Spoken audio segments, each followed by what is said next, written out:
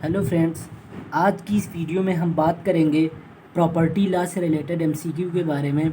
अगर आप हमारे चैनल पर पहली बार आए हैं तो चैनल को सब्सक्राइब जरूर करें और साथ में बेल ऑन कर लें ताकि आने वाली वीडियोज़ की जानकारी आपको नोटिफिकेशन के माध्यम से मिलती रहे।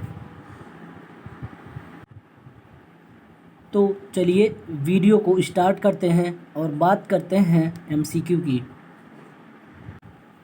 क्वेश्चन नंबर पहला कहता है अचल संपत्ति का मासानुमासी पट्टा पट्टाकर्ता या पट्टाधारी के भाग पर पर्यावसेय है। तो यहाँ पर आपका सी ऑप्शन सही होगा, 15 दिन के नोटिस द्वारा।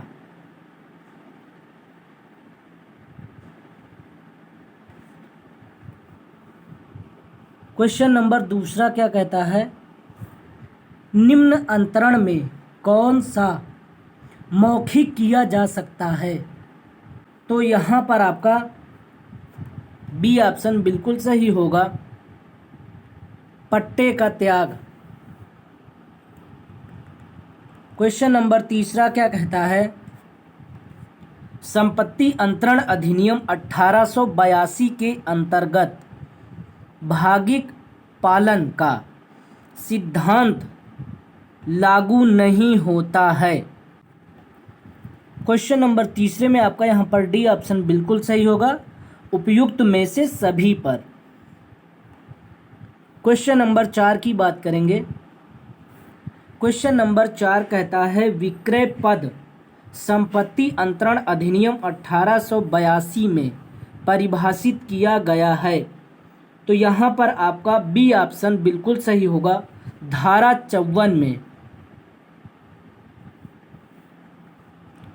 क्वेश्चन नंबर 5 की बात करेंगे।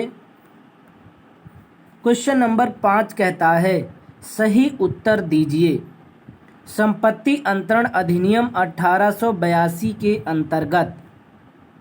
तो यहाँ पर आपका बी ऑप्शन बिल्कुल सही होगा,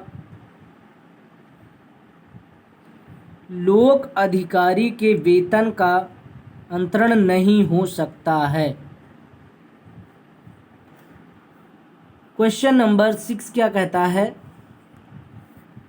क्वेश्चन नंबर 6 कहता है संपत्ति अंतरण अधिनियम की निम्न धाराओं में से किसमें सर्वस्व आदाता को परिभाषित किया गया है। तो यहाँ पर क्वेश्चन नंबर 6 में आपका सी ऑप्शन बिल्कुल सही होगा, धारा 128।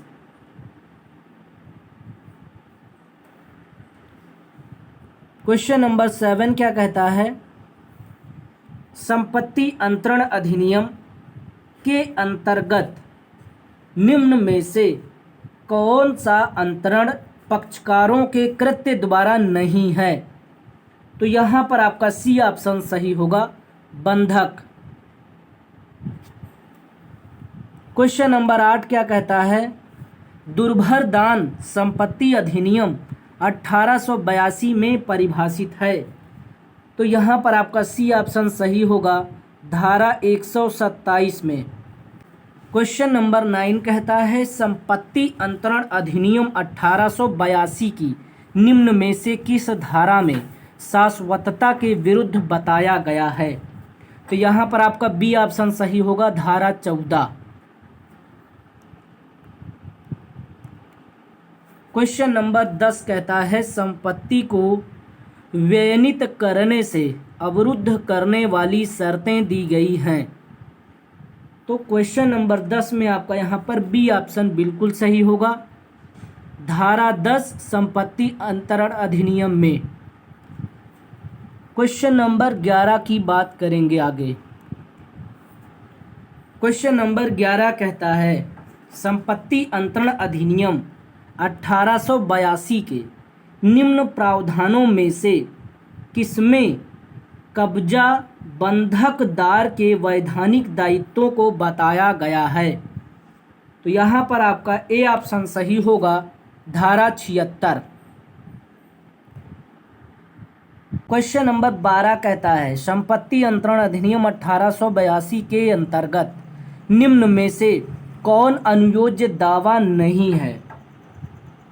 तो यहाँ पर आपका बी ऑप्शन सही होगा। बिक्री के अंतर्गत देय धन प्राप्त करने का अधिकार।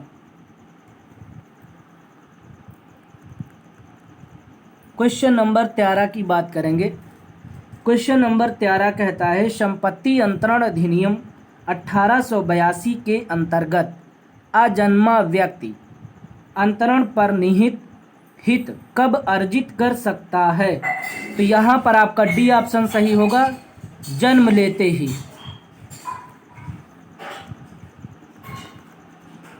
क्वेश्चन नंबर 14 की बात करेंगे।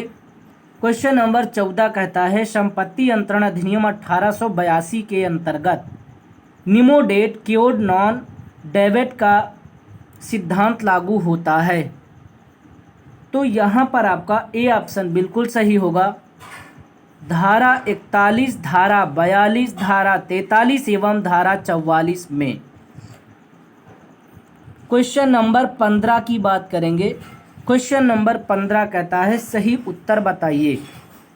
देखिए, का अपनी कृषि भूमि खा को बेच देता है और इस शर्त के साथ कि खा जो है वो भूमि से गेहूं बो सकता है किंतु धान की फसल नहीं पैदा कर सकता। तो यहाँ पर डी ऑप्शन सही होगा, बी एवं सी दोनों, अर्थात अंतरण वैध है और शर्त शून्य है। क्वेश्चन नंबर 16 की बात करेंगे। क्वेश्चन नंबर 16 कहता है संपत्ति अंतरण अधिनियम की धारा 53A संबंधित है। तो यहाँ पर डी ऑप्शन सही होगा, आंशिक पालन के सिद्धांत से। क्वेश्चन नंबर 17 की बात करेंगे। संपत्ति अंतरण अधिनियम 1882 की धारा 106 के प्रावधानों को संपत्ति अंतरण संशोधन अधिनियम 2002 द्वारा प्रतिस्थापित किया गया था और यह प्रावधान लागू हुए। तो ये जो है 31 दिसंबर 2002 से ये प्रावधान लागू हुए हैं। तो यहाँ पर ए ऑप्शन आपका बिल्कुल सही होगा। क्वेश्चन नंबर 18 क्या कहता है प्रत्याशन का सिद्धांत लागू होता है। तो बंधक में, यहाँ पर आपका बी ऑप्शन बिल्कुल सही होगा। क्वेश्चन नंबर 19 कहता है संपत्ति अंतरण अधिनियम 1882 के अंतर्गत अपनी संपत्ति को अंतरित करने में कौन सक्षम नहीं है।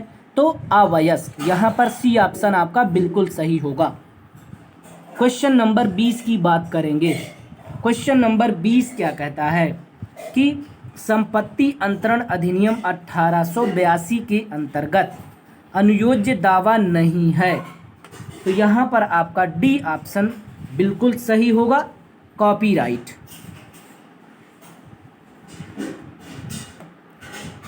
क्वेश्चन नंबर 21 की बात करेंगे। क्वेश्चन नंबर 21 कहता है संपत्ति अंतरण अधिनियम की धाराओं में से कौन सी धारा क्रमबंधन के सिद्धांत से संबंधित है। तो यहाँ पर आपका बी ऑप्शन सही होगा, धारा 56।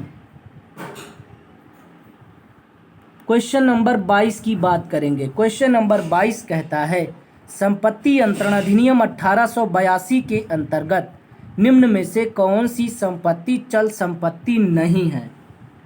तो यहाँ पर आपका सी ऑप्शन सही होगा, झील से मछली पकड़ने का अधिकार। क्वेश्चन नंबर 23 की बात करेंगे। क्वेश्चन नंबर 23 कहता है संपत्ति अंतरण अधिनियम के निम्न में से किस धारा में भार को परिभाषित किया गया है। तो धारा 100 में, यहाँ पर आपका ए ऑप्शन बिल्कुल सही होगा। क्वेश्चन नंबर 24 की बात करेंगे।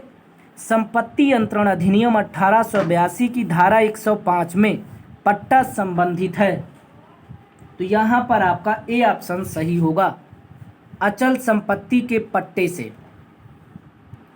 क्वेश्चन नंबर 25 की बात करेंगे। क्वेश्चन नंबर 25 कहता है दान के संबंध में यदि स्वीकृति से पूर्व आदाता की मृत्यु हो जाती है तब दान।